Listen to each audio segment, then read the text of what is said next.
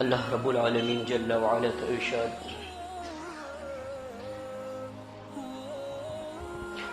امن هو قانت آناء الليل ساجدا وقائما يحذر الآخرة ويرجو رحمة ربه قل هل يستوي الذين يعلمون والذين لا يعلمون انما يتذكر اولو الالباب۔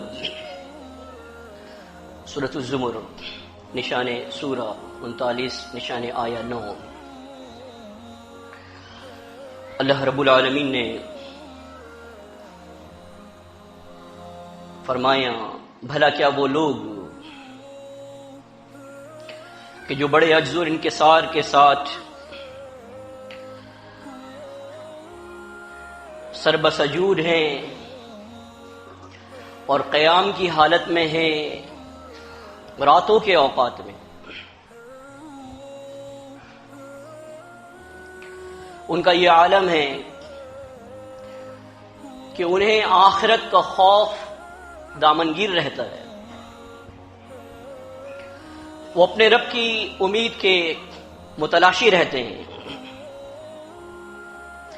تو کیا یہ وہ لوگ ہیں جو ان لوگوں کے برابر ہو سکتے ہیں کہ جو اللہ کا ذکر نہیں کر سکتے، جو ان کے برعکس ہیں؟ یقیناً نہیں۔ تو اے نبی آپ کہہ دیجئے تو کیا وہ لوگ کہ جو جانتے ہیں اور وہ لوگ جو نہیں جانتے، یہ دونوں برابر ہو سکتے ہیں؟ بات یہ ہے کہ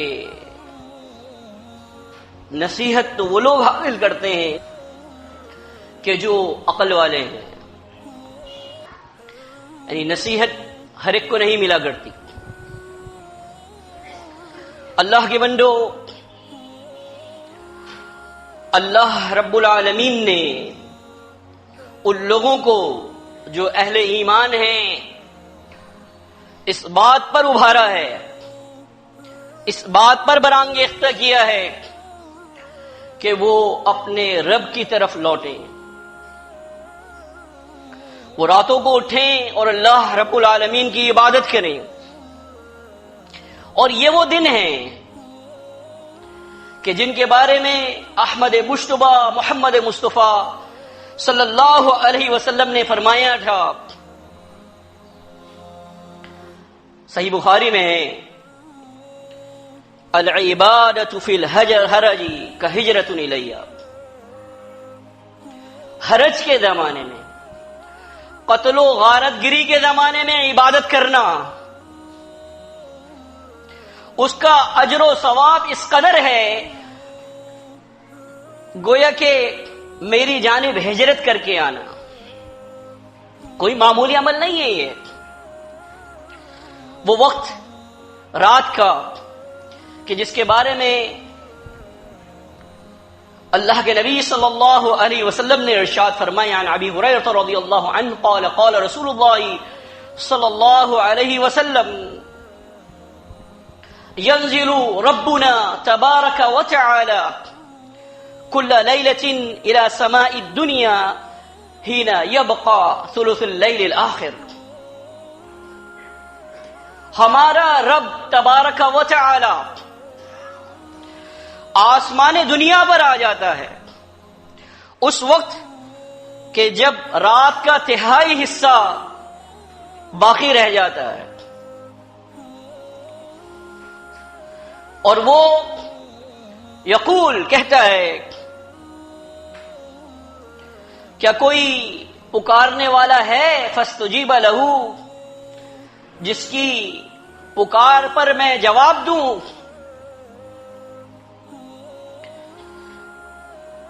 کیا کوئی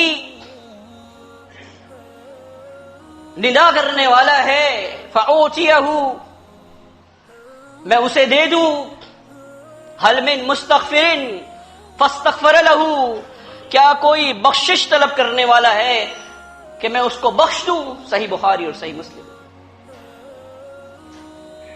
محمد الرسول اللہ صلی اللہ علیہ وسلم اس پہر کی قیمت کو جانتے تھے، اسی لیے آپ نے ارشاد فرمایا، صحیح مسلم میں ہے، عن جابر رضی اللہ عنہ قال سمعت النبی صلی اللہ علیہ وسلم، جابر رضی اللہ عنہ سے روایت ہے، کہتے ہیں میں نے نبی صلی اللہ علیہ وسلم سے سنا، آپ فرما رہے تھے کہ کوئی شخص سوال نہیں کرتا مسلم من امر الدنیا والآخرہ، دنیا اور آخرت کے تمام معاملات میں سے جو کوئی بھی بھلائی ہے وہ سوال کرتا ہے، اللہ سے ہاتھ اٹھاتا ہے مسلم شخص، پھر اللہ رب العالمین اسے دے دیتا ہے، اور یہ رات کے اندر ایک پہر ایسی ہوتی ہے لا یوافقها رجل مسلم الا اعطاه ایاہ، کہ جو کوئی مسلم اس میں اللہ سے سوال کرتا ہے اللہ اسے دے دیتا ہے، وذالک کل لیلہ، اور یہ ہر رات ایسا ہوتا ہے۔ یہی وجہ ہے کہ محمد الرسول اللہ صلی اللہ علیہ وسلم صحیح بخاری میں آپ اپنی لخت جگر فاطمہ رضی اللہ عنہا کے ہاں گئے رات کو، آپ نے ان کا دروازہ کھٹکھٹایا اور آپ نے فرمایا الا تصلیان، کیا تم رات کی نماز ادا نہیں کرتے؟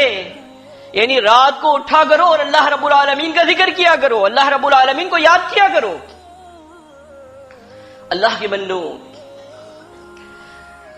ہم جن لوگوں سے پیار کرتے ہیں ان میں سب سے زیادہ نصیحت کے حوالے سے جو حقدار ہیں وہ ہماری اولاد ہے، اور محمد الرسول اللہ صلی اللہ علیہ وسلم نے یہی کیا۔ بیٹی کو بیاہنے کے بعد کام ختم نہیں ہو جاتا، والد کی ذمہ داری اس کے بعد بھی رہتی ہے کہ وہ اس کو نصیحت کرے۔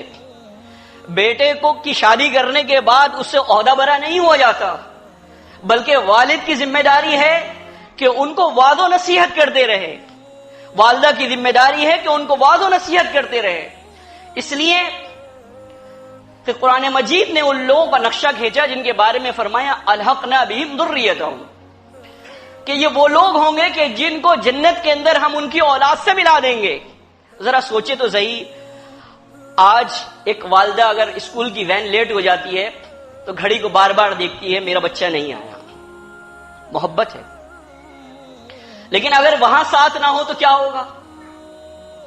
کوشش یہ کریں کہ وہاں کی تیاری کریں، کوشش یہ کریں کہ دار آخرت کی تیاری کریں، اس طرح جس طرح سے ہمارے صحابہ جو ہے وہ کیا کرتے تھے، راتوں کو اٹھا کرتے تھے، اور صحابہ کی کثرت کے بارے میں قرآن مجید فرقان حمید نے بیان کیا۔ محمد الرسول اللہ والذین معہ اشداء علی الکفار رحماء بینہم تراہم رکعا سجدا یبتغون فضلا من اللہ ورضوانا۔ اے نبی، آپ دیکھیں گے انہیں کبھی وہ سجود کی حالت میں ہوتے ہیں، کبھی وہ رکوع کی حالت میں ہوتے ہیں، وہ تو اپنے رب کا فضل اور اس کی رحمت کے خواہ رہتے ہیں۔ اللہ رب العالمین ہمیں بھی ان لوگوں میں سے کر دے۔ آیہ مبارکہ میں اللہ رب العالمین نے یہ بھی فرمایا، کیا وہ لوگ کہ جو جانتے ہیں اور جو لوگ نہیں جانتے، کیا یہ دونوں برابر ہو سکتے ہیں؟ یقیناً نہیں۔ تو نصیحت تو وہ لوگ حاصل کرتے ہیں جو عقل والے ہیں۔ دیکھیے، اس دنیا کے اندر دو قسم کے علوم ہیں، ایک وہ علم ہے کہ جو منزل من اللہ ہے، جس پر ہماری آخرت کا دار و مدار ہے، اور ایک وہ علم ہے کہ جو دنیاوی تقاضوں کے لحاظ سے ہماری ضرورت ہے۔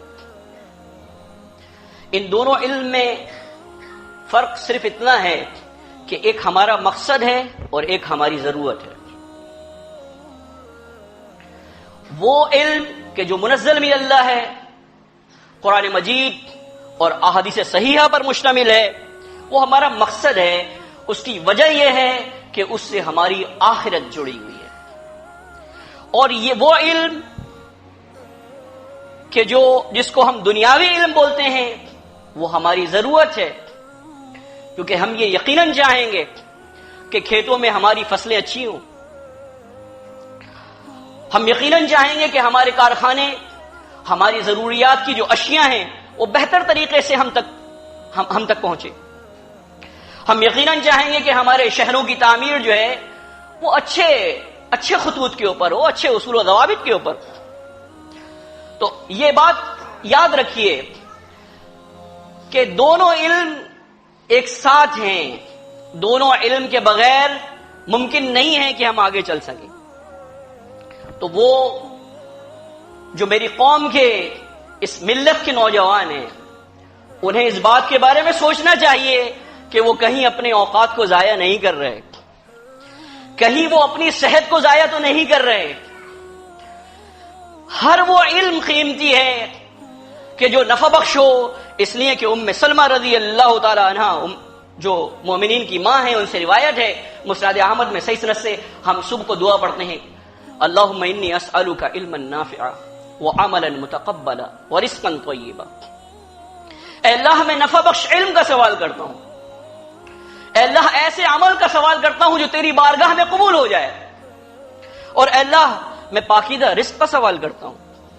تو اللہ کے بندوں، محمد الرسول اللہ صلی اللہ علیہ وسلم نے ارشاد فرمایا صحیح بخاری، نعمتان مغبون فیہما کثیر من الناس،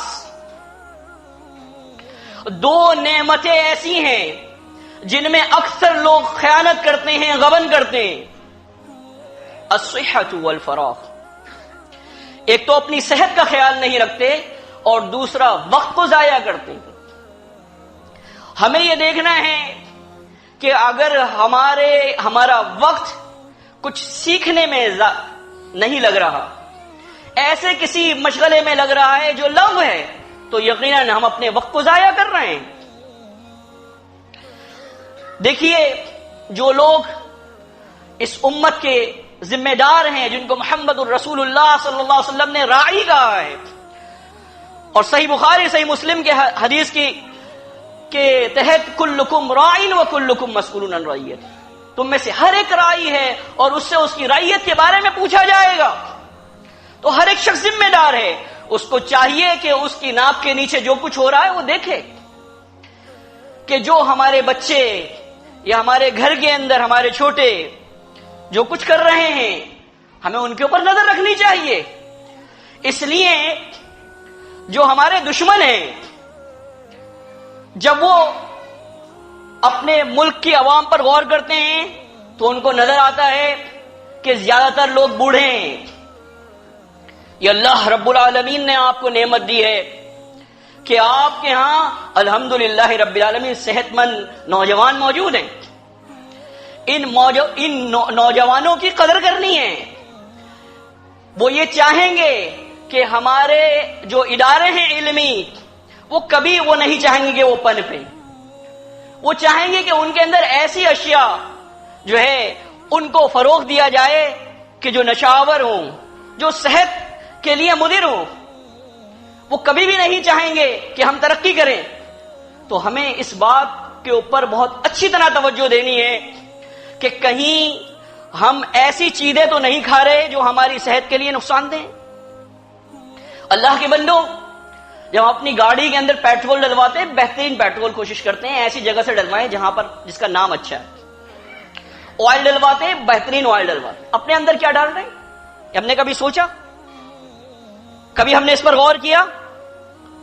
اللہ کے نبی اللہ تعالیٰ نے قرآن مجید میں ارشاد فرمایا، اے ایمان والو حلال اور طیب کھاؤ۔ حلال اور طیب دو چیزیں ہیں۔ تو ہم یہ دیکھیں کہ ہم کیا کر رہے ہیں۔ ہماری غذا حلال ہے، بہت اچھی بات ہے۔ کیا ہماری غذا طیب بھی ہے، پاکیزہ بھی ہے، اچھی بھی ہے، ہماری صحت کے موافق بھی ہے؟ یہ بھی ہمیں دیکھنا ہے۔ اور اگر ایسا نہیں ہے تو ہم اپنی صحت کا خیال نہیں رکھ رہے۔ ہمیں چاہیے کہ اپنی صحت کا خیال رکھیں، ہمیں چاہیے کہ اپنے وقت کا خیال رکھیں، اسے ایسے کاموں میں لگائیں کہ جو تعمیری ہو، اور یہ وہ چیز ہوگی کہ جو انشاءاللہ العزیز جب ہم وقت کو اپنے محفوظ کریں گے، بالکل اسی طرح ہم اس کا حساب کتاب لگائیں گے جس طرح سے ہم پیسے کا حساب کتاب لگاتے ہیں. ہر منٹ ہمارا سود مند کاموں کے اندر جو ہے وہ لگے گا، تو یقینی طور پر ان دونوں علوم کے حوالے سے ہم سنجیدہ ہوں گے. ایک وہ علم کہ جو آسمان سے نازل ہوا، اور ایک وہ علم کہ جو ہماری دنیاوی ضرورت ہے. اللہ کے نبی صلی اللہ علیہ وسلم نے ارشاد فرمایا، لا حسد الا فی اثنتین، رش کرنا نہیں ہے مگر دو باتوں میں. رجل آتاہ اللہ مالا فسلطہ علی ہلکتہ فی الحق، ایک وہ شخص جس کو اللہ رب العالمین مال دیتا ہے اور وہ اس مال کو خرچ کرتا ہے حق کے کاموں میں، سچائی کے کاموں میں، راست بازی کے کاموں میں.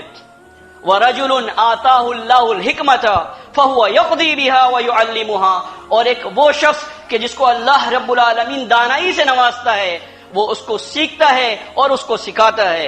اللہ رب العالمین ہمیں عمل کی توفیق عطا فرمائے. اقول قولی ھذا لی ولکم استغفر اللہ.